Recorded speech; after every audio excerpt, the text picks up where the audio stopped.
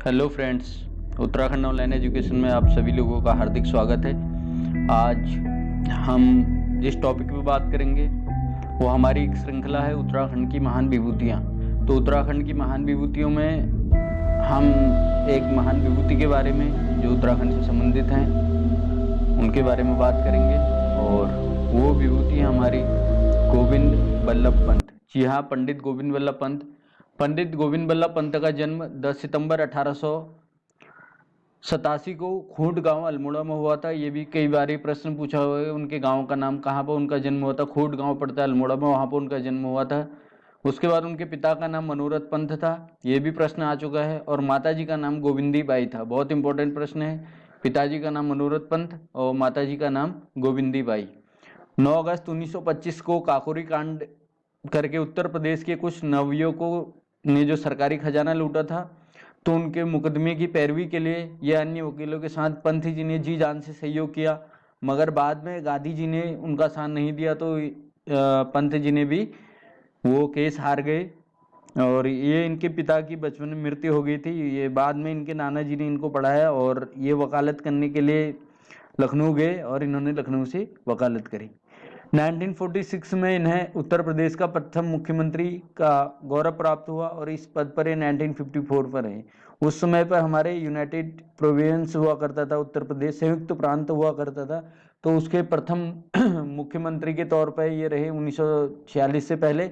और 1946 में ये प्रथम मुख्यमंत्री बनाए गए उत्तर प्रदेश के। 1954 तक इनका कार्यकाल उत्तर प्रदेश के मुख्यमंत्री के तौर पर इन्होंने पूरा किया।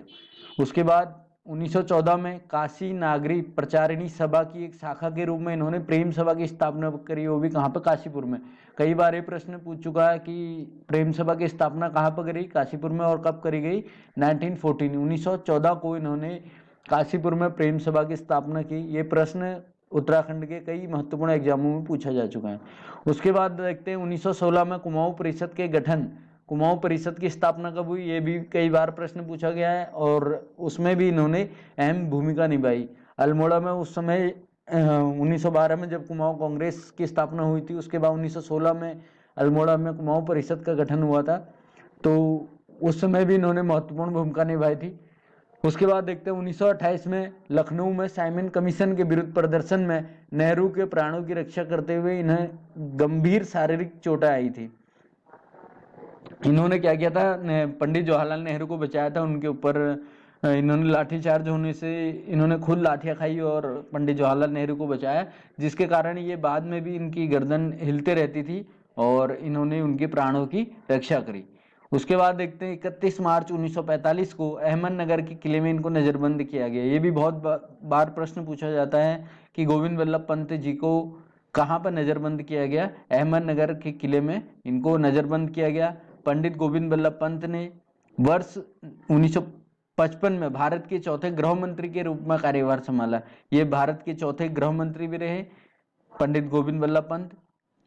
अगला फैक्ट देखते हैं, 26 जनवरी 1927 को इनको भारत का जो सर्वोच्च नागरिक सम्मान है भारत रत्न, भारत रत्न से इनको सम्मानित किया गया। ये उत्तराखंड के भारत रत्न प्राप्त करने वाले पहले वो एकमात्र व्यक्ति थे। इन्होंने सबसे पहले उत्तराखंड में अगर भारत रत्न मिला, वो मिला पंडित गोविंद बल्लभ पंत को, प्रथम व्यक्ति थे और एकमात्र व्यक्ति थे जिन्हें भारत रत्न दिया गया इनके कार्यों के लिए। उसके बाद अगला फैक्ट है, अगला फैक्ट देखते हैं, इन्होंने वर्ष 1922 में फॉरेस्ट प्रॉब्लम इन कुमाऊं नामक पुस्तक लिखी। ये भी बहुत इंपॉर्टेंट पुस्तक है, कई बार ये परीक्षा दृष्टि से पूछी गई है। फॉरेस्ट प्रॉब्लम इन कुमाऊं किसकी पुस्तक है, तो ये पुस्तक है किनकी, गोविंद बल्लभ पंत की। और कब लिखी गई, 1922 में ये पुस्तक का इन्होंने विमोचन किया या पुस्तक इन्होंने लिखी। पंतनगर विश्वविद्यालय का नाम इनके नाम पर रखा गया 1972 में। पंतनगर जो विश्वविद्यालय है उसका नाम इनके नाम पर रखा गया। पहले ये कृषि विश्वविद्यालय था, बाद में 1972 में, 1960 में इसकी स्थापना हुई 1960 में, और 1972 में इसका नाम बदलकर पंडित गोविंद बल्लभ पंत कृषि विश्वविद्यालय कर दिया गया। भारत सरकार ने 1965 और 1988 में इनके नाम पर दो डाक टिकट जारी किए, जो 1.15 पैसे का था और जो 1988 वाला था वो 60 पैसे का, ये डाक टिकट इनके ऊपर जारी किया। 1961 में, 1961 में पक्षाघात यानी लकवा के कारण इनकी मृत्यु हो गई। लकवा पड़ने के कारण इनकी मृत्यु हो गई। ये थे इनसे जुड़े हुए इंपॉर्टेंट फैक्ट पंडित गोविंद वल्लभ। कैसी लगी आपको ये वीडियो? उम्मीद अच्छी आई होगी। हमसे जुड़े रहने के लिए बहुत बहुत धन्यवाद। अगर आपको हमारी फेसबुक आईडी से जुड़ना है तो प्रज्ञा कोचिंग सेंटर के नाम से हमारी फेसबुक आईडी है और आप इससे जुड़ सकते हैं। यहाँ पे भी महत्वपूर्ण फैक्ट डालते रहते हैं। बहुत बहुत धन्यवाद।